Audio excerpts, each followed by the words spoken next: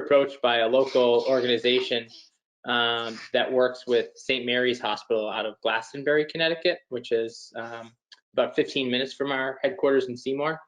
And they basically put the word out to all manufacturers in the New Haven area that had access to 3D printers to assist with the manufacturing of the components for the face shield. So we made the plastic pieces that attach the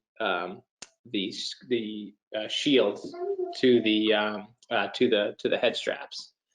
We're approaching the end of the term that we've been asked to produce the masks in, and their goal is to make a total of 200,000 face shields.